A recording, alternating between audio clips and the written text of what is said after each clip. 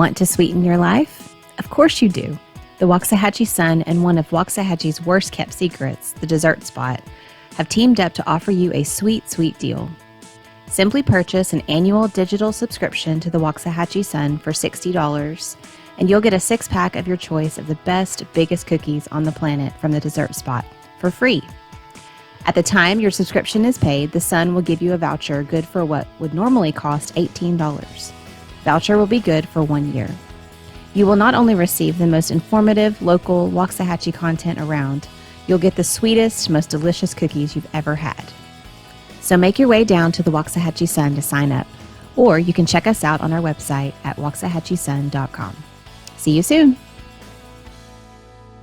Welcome to Monday Motivation. I'm Tom Connally, your local leadership coach. Over the last month, I've talked about several philosophical subjects and tried to bring them back down to what we do in our lives every day.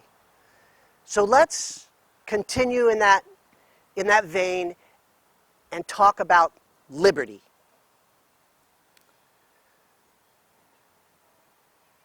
Did you know there are 5 concepts of liberty? Yes, there are 5 concepts of liberty. I'm not going to try and tell you what they all are, but I'm going to tell you that sometimes they oppose each other. Like there's the self-autonomy school of liberty or thought theory of liberty that says that people should be able to do whatever they want whenever they want. And then there's the school of communitarian liberty that says that the needs of the community always outweigh the needs of the individual. Well, it's a good thing that our signers didn't ascribe to one particular school of thought.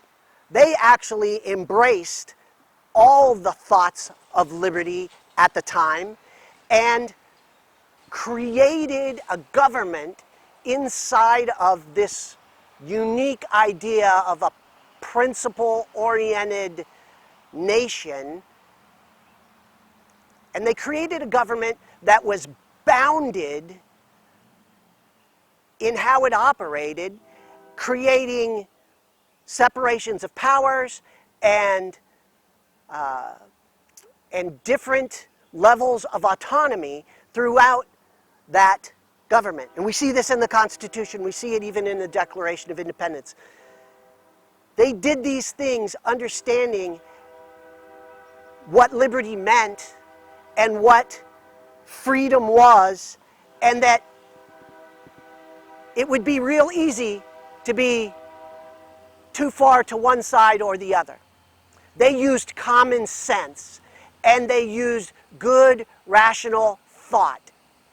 And they pulled those things together to create this very special form of government that we have in our republic. And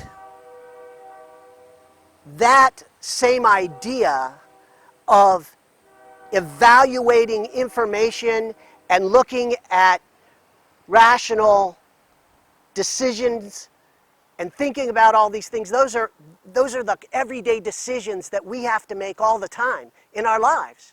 We make those decisions. You make those decisions.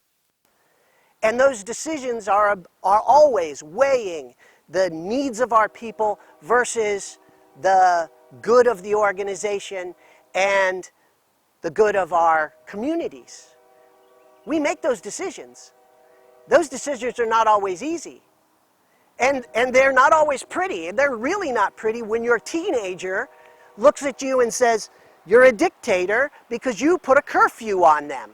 But your experience, your knowledge, and your good common sense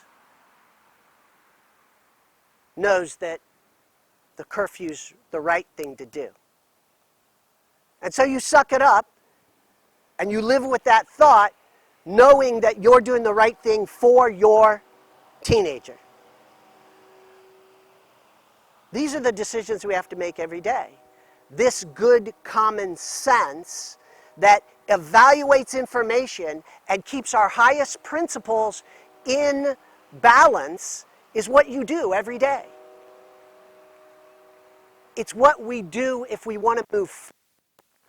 It's what we do if we want to do what's best for our families, our businesses, our community, and our nation. Those are things that we have to bring into play every day. So, as you come across the next tough decision, and there's going to be one this week, some are tougher than others, but you're going to have one, think about, what are my highest principles? And then use your good common sense. That common sense, as your mother said, that God gave you. Use the brain that God gave you. Yeah, that's what every mom everywhere has said that.